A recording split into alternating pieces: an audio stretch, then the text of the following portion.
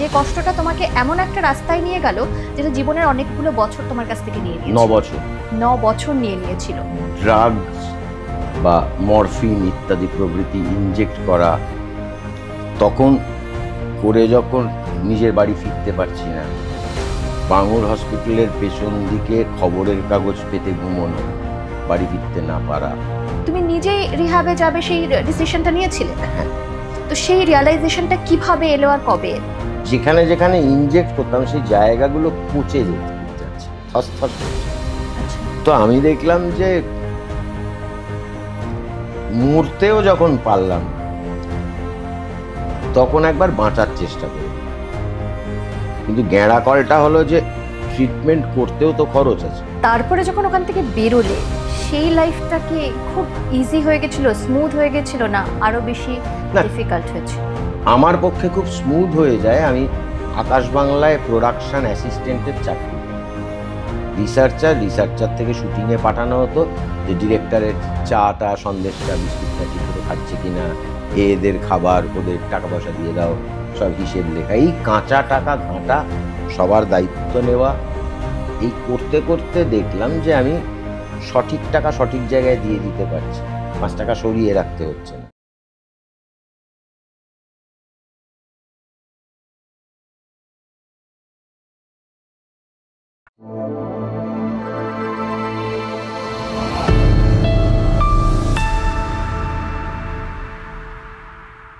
তাজুদা, এই যে এত কাজ করছো এখন, কিন্তু ছোটবেলা থেকে পড়াশুনো, তার পাশাপাশি তুমি কাজ কিন্তু তখন থেকেই শুরু করেছিলে।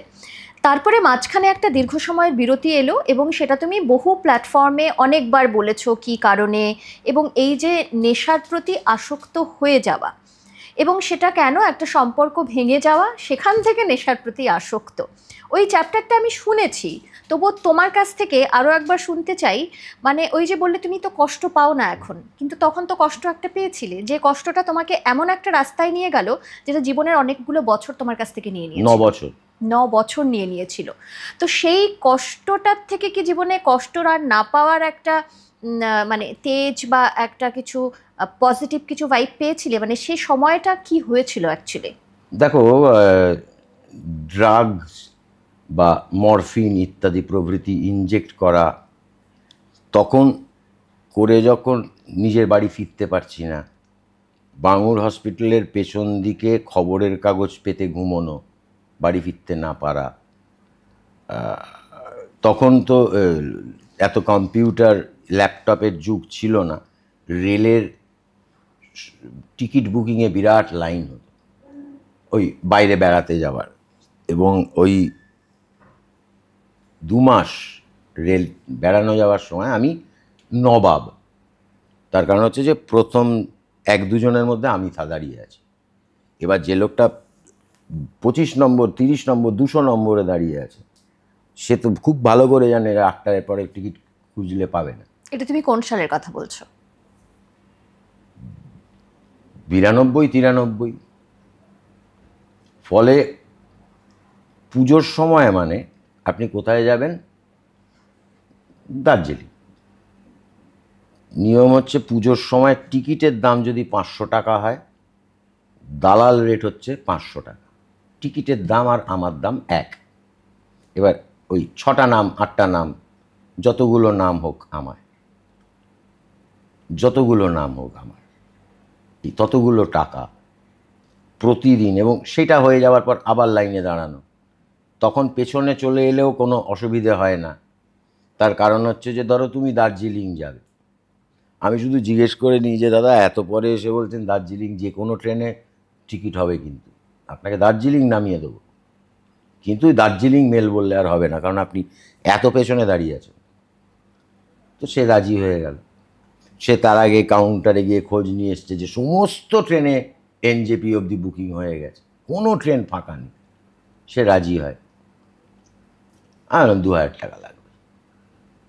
তবে হ্যাঁ, এটা কি মাদকের মানে এটা নেশার জন্য তুমি করতে শুধুমাত্র? আর কি কারণে করব? সংসারে 1 পয়সা কন্ট্রিবিউশন। মানে এই যে আসক্তিটা এসে গেছিল, এটা তো একদিনে আসেনি, না, সময় আমার এসেছে। গ্যাস্ট্রিক আলসার থাকার কারণে এবং প্রেমে লাত খাওয়ার কারণে ব্রাউন সুগার দিয়ে গ্যাস্ট্রিকের ব্যথা উঠছে, এদিকে কাঁদছি, এই সময় ব্রাউন সুগার দিয়ে শুরু। তারপর ব্রাউন সুগার থেকে তখন দেখছি সেখান থেকেও হচ্ছে না, তখন ওই যাবতীয় ইঞ্জেকশন নেওয়া শুরু, এই যে এইগুলো যাবতীয় এগুলো আউটলাইন হয়ে যাওয়া। তো শুরু এবার সেইটা তো তার নিজের মতো করে একটা ক্রেভিং তৈরি হয়। দিনে ধরো 9 করে সেই বাজারে সেই সময় আমার 500 থেকে 1000 টাকা হাত খরচ লাগতো দিনে। দিনে। অথচ খাচ্ছি কি, সেটা হচ্ছে যে সোমবার আর বৃহস্পতিবার করুণাময়ীর দিকে টালিগঞ্জে জলারাম বাবা বলে এক মন্দির আছে, সম্ভবত গুজরাটিদের। সেখানে সোমবার আর বৃহস্পতিবার নাকি বার বিনা পয়সায় খেতে দেয়, বিনা পয়সায় খাবার দেয় দুপুরবেলা। তো নিয়ম হচ্ছে যে এই তুমি ধরো এই পোশাক পরে গেছো, তোমাকে দোতলায় খেতে দেবে, এই তুমি ছেঁড়া শাড়ি একটু টোন ডাউন করে যাও, তোমায় 3তলায় পাঠিয়ে দেবে। 3তলাটায় যে লাড্ডুটা আসে ওতে ঘিয়ের গন্ধ কম ইত্যাদি প্রভৃতি। তো ওই দুদিনের লাঞ্চটা আমার ওখানে ছিল। আর তার বাইরে বাকিটা হচ্ছে আমার এলাকায় দেখবে বহু তখন এক ধরনের পাউরুটি পাওয়া যেত, এখন তো স্লাইস প্লেন পাউরুটি, মাথার দিকটা একটু লালচে হয়ে কালচে হয়ে থাকে, পেছন দিকটা একটু হলদেটে হয়ে থাকে, এরম দেখতে পাউরুটি। এবং বহুজন খাওয়ার সময় দেখবে দোকানদাররা ওই সামনের মাথাটা কেটে ফেলে দিয়ে তারপর দিত। তো ওই আমার পাড়ায় পাঁচুদার দোকান ছিল, ওই পাঁচুদা করতো সারাদিন ওই ডেকচিতে যত ঘুগনি বা আলুর দম বিক্রি হতো, ওই ডেকচিটা না ধুয়ে রেখে দিত, আর যেখানে গিয়ে জমা হচ্ছে পাউরুটির মাথাগুলো সেইগুলো জমিয়ে রাখত। আমি 3টে সাড়ে 3টের সময় গিয়ে ওই পাউরুটির মাথা দিয়ে ওইটা খেতাম। ওইটা লাঞ্চ ছিল। আর ডিনারটার ব্যবস্থা করে গিয়েছিলেন স্বয়ং খাদ্যমন্ত্রী প্রফুল্ল ঘোষ। মানে দুটো জিনিস হয়েছিল, সেটা হচ্ছে যে হাজরায় শ্রীহরি মিষ্টান্ন ভাণ্ডার আছে ভবানীপুর থানার উল্টো দিকে, খুব ভালো, ওদের ল্যাংচা বিখ্যাত। তো ওই শ্রীহরি স্বাধীনতা পরবর্তী সময়ে কিছু একটা কার্ড বার করে, অনুদান বার করে, যে অনুদানটার কারণে প্রফুল্ল ঘোষ বোধহয় ওনাদের একটা লাইসেন্স দেন। সেই লাইসেন্সের কারণে ওরা সরকারি দামে সরকারি রেটে আটা ময়দা পায়। মানে বাজারে যখন 80 টাকা সরকার তখন দেয় 15 টাকা 20 টাকা, ওরা ওই রেটে পেত।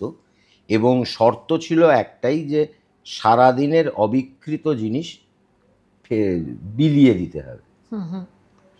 তো এইটার কারণে প্রতিদিন রাত 10টার সময় ওরা এখনও হয় ভিখিরিদের ওই বেঁচে যাওয়া কচুরি আর তরকারি যা থাকে দিয়ে দেয়।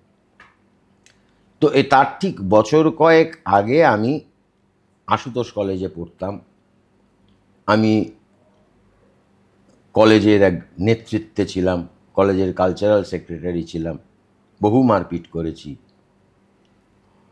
তো ফলে ওই চত্বরে বরাডদা ছিল ভবানীপুর থানার ওসি, চিনতেন খুব ভালো করে, লেতা আমি। তো ফলে ওই চত্বরে আমার একটা পরিচিতি ছিল, এখনও আছে, তুমি গেলে দেখতে পাবে। শ্রীহরির উল্টো দিকে রাস্তার ফুটপাথটার ঠিক উল্টো দিকে একটা লেটার বক্স বসানো আছে, লাল রঙের ওই চিঠি ফেলার বাক্স, ওই তার নিচটা এরম সিমেন্ট দিয়ে বাঁধানো। তো ওই সিমেন্ট দিয়ে বাঁধানো জায়গাটায় লোকজন বলতো যে এখানে বসিস না, দাদা আসবে। দাদাটা আমি। মানে প্রতিদিন বাড়ি থেকে বেরিয়ে মানে ওই চত্বর থেকে, টালিগঞ্জ চত্বর থেকে হেঁটে হাজরা গিয়ে ওইখানে বসে কচুরিটা খেয়ে, ওটা আমার ডিনার ছিল, আবার হেঁটে ফিরে আসতাম। কিন্তু বাড়িতে খেতে না? বাড়িতে ঢুকতে পারছি না তো, এলাকার কারুর না কারুর কিছু ঝেড়ে দিয়েছি, বাড়ির লোক কি বলবে, বাড়ির লোক আমার কারণে কুণ্ঠিত লজ্জিত, বাড়িতে ঢোকার অবস্থা নেই, কখনো সখনো বাড়ি ফিরি। তাহলে ঘুমোতে কোথায়? ফুটপাতে একটা খবরের কাগজ বিছি, দিনের পর দিন? হ্যাঁ। আচ্ছা, তারপর এখন 24-এ এসি না চললে ঘুম হয় না। কিন্তু কখন তুমি রিয়ালাইজ করলে তুমি নিজেই রিহাবে যাবে, সেই ডিসিশনটা নিয়েছিলে? হ্যাঁ। তো সেই রিয়ালাইজেশনটা কিভাবে এলো আর কবে এলো? আমি গোটা 45 ঘুমের ওষুধ একসাথে খেয়ে নিয়েছিলাম সুইসাইড করবো বলে, কিন্তু রাত্রে খেয়ে নিয়েছিলাম। সকালে আবার আমার ঘুম ভেঙে গেল। তো এবার ঘুম, তার কারণ হচ্ছে যে ইনিশিয়াল স্টেজে তোমার যদি একটা স্যারিডনে মাথা ব্যথা কমে, আমাদের 3টে লাগতো। তার কারণ হচ্ছে তুমি যে যে মেডিসিনগুলো মানে মরফিন এই সেই সেগুলো ক্যান্সার পেশেন্টের ব্যথা উঠলে পেন হলে যা হয় তুমি সেটা নেশা করার জন্য নিয়েছো, তোমার শরীর তো অভ্যস্ত হয়ে গিয়েছে ওইগুলোতে, তোমার একটা স্যারিডনে কি কাজ করবে? তুমি দিনের পর দিন ঘুমের ওষুধ, ক্যাম্পস, অমুক তমুক, মরফিন সব ইনজেক্ট করেছো শরীরে, তোমার ওই কটা ঘুমের ওষুধ 0.5 কয়েকটা যোগ করলে কি হবে? একটা ট্যাবলেটগুলো মানে বিভিন্ন এনটেন ফেনটেন গোছের বিভিন্ন নেশার ট্যাবলেট পাওয়া যায় না, চিবিয়ে খেতাম, মানে জল লাগে না আমার। তো সেই লোকটার ঘুম ভেঙে গেল যখন, এবং যেখানে যেখানে ইনজেক্ট করতাম সেই জায়গাগুলো পচে যাচ্ছিল, থসথস করছিল। আচ্ছা। তো আমি দেখলাম যে মরতেও যখন পারলাম না, তখন একবার বাঁচার চেষ্টা করে দিই। কিন্তু গ্যাঁড়া কলটা হলো যে ট্রিটমেন্ট করতেও তো খরচ আছে, সে খরচ দেবে কে? তখন বাড়িতে ফিরে হাত পাত কচলালাম। আমার ভাই স্টুডেন্ট, একজন বিখ্যাত ডক্টর স্থবির দাশগুপ্ত তখন জীবিত, তিনি কিছু টাকা দিলেন। হ্যাঁ, তো তারপরে মানে এটা 6 থেকে 7 মাস থাকতে হয়েছে। তো এই কারণে প্রতি মাসে প্রায় 4,000 টাকা। সেই সময়, এটা হচ্ছে 1999, সেই সময় আমার ভাই ক্লাস 11-12-এ পড়ে, বা তার থেকে একটু বেশি হবে হয়তো। আমার ভাই পড়ার বাইরে একটা দোকানের খাতা লিখে রোজগার করে সেই ট্রিটমেন্টটা চুকিয়েছে, এবং বহুবার বেশ কিছু আত্মীয় স্বজন কিছু না বলেই তো, না বুঝেই তো আমার মাকে বলেছে ত্যায্যপুত্র করে দাও, এই সেই, তখন আমাদের বাড়ি ভেঙে ফ্ল্যাট হবে। তো মা বলতো যে কাল যদি ছেলেটা শুধরে যায়, ঠিক হয়ে যায়, তখন যদি আঙুল তোলে কি উত্তর দেব? থাক না। কতদিন থাকতে হয়েছিল তোমাকে রিহাবে? সবাইকে 144 দিন থাকতে হয় ওখানে মিনিমাম, মানে ম্যাক্সিমাম। আমার লাস্ট মাসের টাকাটা আসছিল না বলে আমাকে ওরা ছাড়েনি, আমি 174 দিন ছিলাম। তারপরে যখন ওখান থেকে বেরোলে সেই লাইফটা কি খুব ইজি হয়ে গেছিল, স্মুথ হয়ে গেছিল, না আরো বেশি না, ডিফিকাল্ট হয়েছিল? ডিফিকাল্ট এই কারণে যে পাড়ায় কেউ বিশ্বাস করে না, বাড়ির লোক সবসময় শঙ্কায় ভোগে যে ওরে বাবারে এ যদি আবার খায়, কি বিশ্বাস আছে আমার? তো আমার পক্ষে খুব স্মুথ হয়ে যায়, আমি আকাশ বাংলায় প্রোডাকশান অ্যাসিস্ট্যান্টের চাকরি পাই। রিসার্চার থেকে শুটিংয়ে পাঠানো হতো, যে ডিরেক্টরের চাটা, সন্দেশটা, বিস্কুটটা ঠিকমতো খাচ্ছে কি না, এদের খাবার, ওদের টাকা পয়সা দিয়ে দাও, সব হিসেব লেখা, এই কাঁচা টাকা ঘাঁটা, সবার দায়িত্ব নেওয়া। এই করতে করতে দেখলাম যে আমি সঠিক টাকা সঠিক জায়গায় দিয়ে দিতে পারছি, 5 টাকা সরিয়ে রাখতে হচ্ছে না, বা জিভ থেকে জল গড়াচ্ছে না, মানে জল তো মাথা থেকে জল পড়ে, সেইটা হচ্ছে না। আমার মেন্টাল অর্গাজমটা ওই হয়ে যাচ্ছে, কিন্তু কাজটা উতরে দেওয়ায়। এবং আমি যেটা করতাম সেটা হচ্ছে যে আমি যে এই যে তোমাকে চা দিচ্ছি, জল দিচ্ছি, এ মা কেন, আমার পেছনে তো এত কিছু আছে, একবারের জন্য ভাবিনি। আমি জানি আমি যদি জলটা দিয়ে দেওয়ার পর বা হিসেবটা দিয়ে দেওয়ার পর বাকি শুটিংটা হচ্ছে, কোন শটটা বুমে নিচ্ছে, কোন শটটায় কত ক্যামেরার লেন্স ইউজ করছে, কোনটা তখন এত দামি দামি এডিট ফরম্যাট আসেনি, কিভাবে এডিট করছে এডিটার, এইগুলো তো, এই শেখাগুলো তো তুমি আমার কাছ থেকে কেড়ে নিতে পারো না। আমি এগুলো শিখতে আরম্ভ করি, এবং তারপর অ্যাক্সিডেন্টালি ওরা আমাকে চ্যালেঞ্জ দিয়ে একটা প্রজেক্ট দেয়, আমি একটা প্রজেক্ট ডিরেক্ট করি, সেই প্রজেক্টটা বাম্পার হিট হয়ে যায়। এই তো সুযোগ, একটা গেম শো রোজগেরে গিন্নির পাশাপাশি। এবং রোজগেরে গিন্নির পাশাপাশি যখন এই তো সুযোগ করি, তখন আমার মাইনে 3,500 টাকা। এবং এই করতে করতে যেটা হয় সেটা হচ্ছে যে আমার সারাদিন শুটিং, সারা রাত এডিট, এটা চলতে থাকায় আমার পটি দিয়ে ব্লাড পড়তে আরম্ভ করলো। ডাক্তার দেখালাম, ডাক্তার পাইলসের মেডিসিন টেডিসিন দিলেন এবং পার মান্থ আমার 1,000 টাকা মেডিসিন বাবদ যেত। তো 3,500 টাকা মাইনে আমি অফিসকে বললাম যে আমার 1,000 টাকা মাইনে বাড়ান, এই তো প্রেসক্রিপশন। ওরা বাড়ায়নি। তো ততদিনে তো আমার কনফিডেন্স লেভেল চলে এসছে। তাহলে আমি চাকরিই করবো না, আচ্ছা। আমি চাকরিটাই করবো না, হুম হুম। রেজিগনেশন দিলাম। দেওয়ার সপ্তাহখানেক পর বা মাস, 1 মাসও গড়ায়নি, তারায় ডেকে পাঠালো। তারা তখন যোধপুর পার্ক, হুম হুম। মাইনে বাড়লো 1,000 টাকা। তারপর দেখলাম তারায় একটা প্রজেক্ট করলাম, সেটাও হিট করলো। আন্তাক্ষরী গানের একটা show, Rupankar anchor, per day 3,000 টাকা। উজ্জয়িনী কো অ্যাঙ্কার, ওই থালা ধরে এসে প্রাইজ দিত, 50 টাকা পার ডে। অপেরায় শুটিং হতো, সেই শোটা শেষ হলো, শুটিং শেষ হলো, এডিট হচ্ছে যাচ্ছে, নতুন কোনো কাজ নেই অথচ মাইনে পাচ্ছি। গুড মর্নিং চন্দ্রাদি, আরে চন্দ্রাদি ভালো আছেন, অত মাইনে হচ্ছে। আবার আমার হাতে লাগলো যে কাজ না করে আমি মাইনে নিচ্ছি কেন। আমি সেটাও ছেড়ে দিলাম।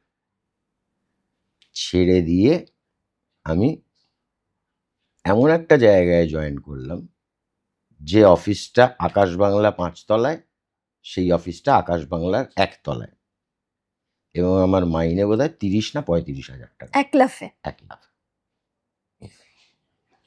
সেই অফিসের স্টাফেরাই, যাদের কাছে 1,000 টাকা হুম হুম। চেয়ে পাইনি,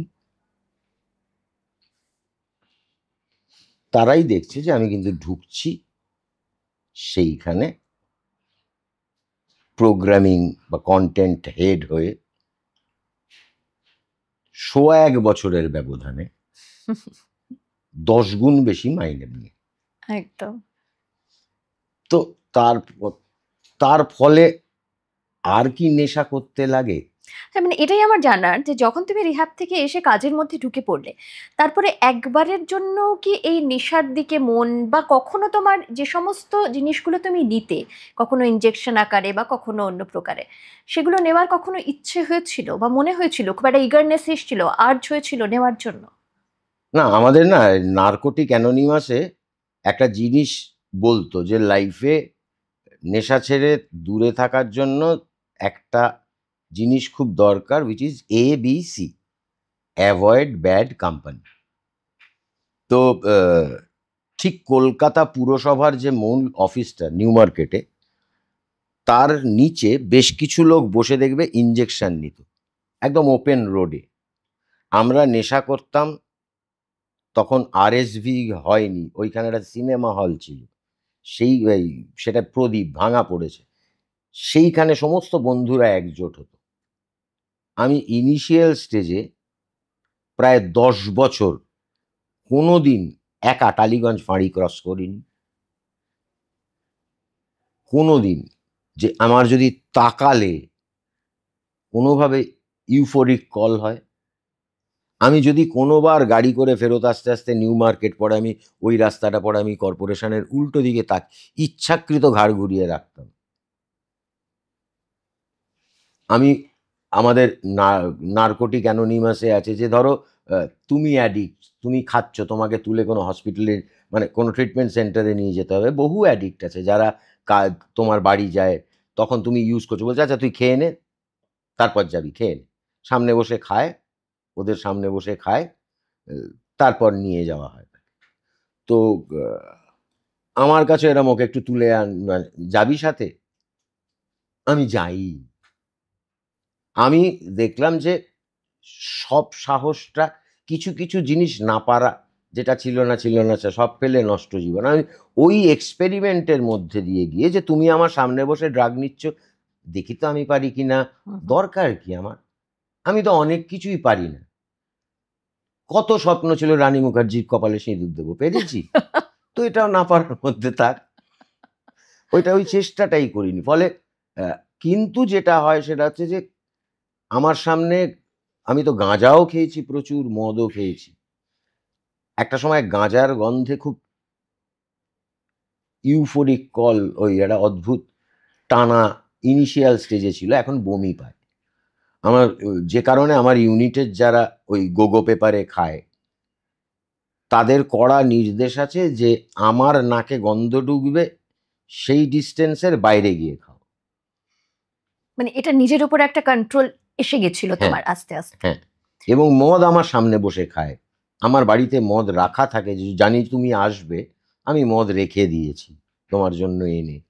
ফ্রিজে বিয়ারের বোতল রাখা থাকে, কোনো দিন খুলে দেখি, কোনো দিন খুলে দেখিনি। আজ আমার 25 বছর। 6 ডিসেম্বর এলে 1999, 6 ডিসেম্বর থেকে এবছর আমার 26 হবে, 25 কমপ্লিট হয়ে। আচ্ছা, এই যে ধরো অনেকেই তো নেশায় আসক্ত হয়ে যান এবং নেশাটা এমন পর্যায়ে চলে যায় অনেকের ক্ষেত্রে, যেটা তোমার ক্ষেত্রেও গেছিল, যেটা যেটা নর্মাল আমাদের জীবনযাপন হয় সেটা থেকে মানুষজন বেরিয়ে যায়। তুমি এই একটা জার্নির মধ্যে থেকে গেছো। এরকম যারা রয়েছেন, আমি জানি না তাদের পরিবারের কেউ যদি এটা শুনছেন বা তাজুদার কথা শুনছেন, তাদের জন্য কি বলবে? মানে এই যে তুমি পরিবারে যেতে পারতে না এক সময়, পরিবারের সকলের বিশ্বাস তোমার উপর থেকে চলে গেছিল, কিন্তু পরে সেটা তুমি অর্জন করতে পেরেছো। এই সময় কোনো মানুষ যারা আসক্ত হয়েছেন বা হচ্ছেন বা এরকম পর্যায়ে রয়েছেন, তাদের পরিবারের ঠিক কি ভূমিকা হওয়া উচিত, তোমার কি মনে হয়? পরিবারের না মেঘনাদ হওয়া উচিত। মানে আমাদের অ্যাডিকটিভ নেচার ভীষণ অসভ্য, তো আমরা যদি বুঝি যে পরিবার আমার প্রতি সিম্প্যাথি দেখাচ্ছে, আমি নিংড়ে নেব, আমি নিংড়ে নেব। আমার পাড়ায় চুরি করার দায়, ক্যাসেট চুরি দায়, আমার বন্ধু বান্ধবরা আমায় খুঁজছে। আমাকে যখন খুঁজছে, আমার মা ডেকে দরজা খুলে বলেছিল ওই যে ওখানে বসে আছে। প্রশ্রয়টা দেয়নি, তাদের হাতে তুলে দিয়েছিল।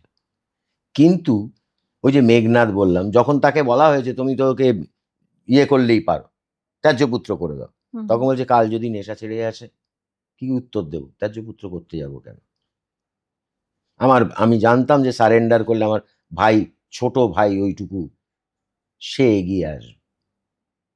তারা কিন্তু কোনোদিন আমি যদি জানতাম যে তারা আমার সাপোর্টে এইভাবে আছে, আমি মিথ্যে বলে নিংড়ে নিতাম। আমি তো আমাকে চিনি, আমার অ্যাডিকটিভ নেচারটাকে জানি। মিথ্যে কথা বলে কাজ হাসিল করতাম, মিথ্যে বলে। মানে কি হয়, আমাদের বহু সময় আখড়া সন্তোষপুরে যখন লোকে হেরোইন কিনতে যেত, তখন পুলিশ ধরত। এবার করতো কি, এদের পকেটে নিডল সিরিঞ্জ থাকতো, তো ওই যেতে যেতে এইখান থেকে একটুখানি ব্লাড নিয়ে নিতাম। একটুখানি সামান্য এতটা ব্লাড নিয়েছি, এইটুকু ব্লাড ধরো নিলাম, নিয়ে যেতে যেতে পুরো ব্লাডটা মুখের মধ্যে ঢুকিয়ে নিয়েছি, নিয়ে মুখের মধ্যে রয়ে গেছে। যেভাবে লোকে লবঙ্গ রাখে খানিকবার থানায় পৌঁছানোর পরে করে এমন কাশতে শুরু করলাম, একদম রক্ত বেরোতে শুরু করলো। পুলিশ দেখলো এ যদি মরে যায়, পুলিশের বেশি হ্যাপা, আমার নয়। দায়িত্ব এড়াতে পুলিশ ছেড়ে দিত। আমরা কি অতীব লেভেলের, কিরকম বর্ধিষ্ণু খচ্চর বাবু। একবার জেলে যেতে হয়েছিল। হ্যাঁ, সেটা কি করেছিল? অদ্ভুত, কিচ্ছু না করে। কিরকম? ওই আমি বলছি, এটা হচ্ছে ওই এলগিন রোডের মাঝখানে একটা মন্দির আছে, লাজিজ রেস্টুরেন্টের কাছে, গুজরাটি বা এরকম কোনো সম্প্রদায়। একদম তুমি যদি পিজির দিকে যেতে যাও এদিক থেকে, একটা রাস্তার মাঝে একটা মন্দির আছে। ওই মন্দিরে একটা করে পাক মারলে সন্দেশ দেয় পুরোহিত। এইবার হয়েছে কি, আমি প্রচুর বড়ি ট্যাবলেট খেয়ে ফেলেছি। এবার টালিগঞ্জের বুকিং কাউন্টারটা দুপুর 2টোয় বন্ধ হয়ে যেত, কিন্তু মানে টিকিটের, ইন্ডিয়ার ওই রেলের টিকিটে। কিন্তু রবীন্দ্র সদনের ওই বুকিং কাউন্টারটা রাত 8টা অবধি খোলা থাকে। তো ওই কারণে আমি প্রচুর বড়ি ট্যাবলেট খেয়ে করে বসে থেকে পরের দিনও সকালবেলা লাইন, আবার এখানে 8টা অবধি ছিলাম, পরদিনও এখান থেকেই চলে যাব, এই ভেবে ওখানেই বসেছিলাম। আর বড়ি ট্যাবলেট টপকাতে গিয়ে ওই সিঁড়িতে বসেছিল, করতে করতে গলা ফলা শুকিয়ে গেছে, হাঁটতে হাঁটতে মন্দিরের চত্বরে গেছি। এবার মন্দির চত্বরে গিয়ে একবার এরম ঘুরেছি, সন্দেশ দিয়েছে। এইবারে সন্দেশটা খেতে আমার ভালো লেগেছে, আমার খেয়াল নেই আমি লুপে পড়ে গেছি, আমি ঘুরছি আর সন্দেশ দিচ্ছে, ঘুরছি আর সন্দেশ দিচ্ছে, এই করতে করতে আমার তো খেয়াল নেই আমি ধুনকিতে খেয়ে যাচ্ছি। এবার ওদের কিরম সন্দেহ হয় যে আমার অভিসন্ধি হচ্ছে কিন্তু এটা ছিনতাই করা। এবার আমি ঘুরে কাছে আসা মাত্র ততক্ষণে পুলিশে ফোন হয়ে গেছে, হঠাৎ দেখলাম কে আমাকে এরকম তুললো, সাট করে তুলে নিয়ে গিয়ে ভ্যানে বসিয়ে দিল। আমার যে ভবানীপুর থানা, যে ভবানীপুর থানায় একসময় ছাত্র রাজনীতি করতে গিয়ে আমরা দাপট দেখিয়েছি, প্রতি রোববার গণশক্তি দিতে হতো বাড়িতে বাড়িতে, হুম হুম। এবং থানায় বসে চা জল খাবার খেতাম, সেই থানা আমায় বন্দি করলো।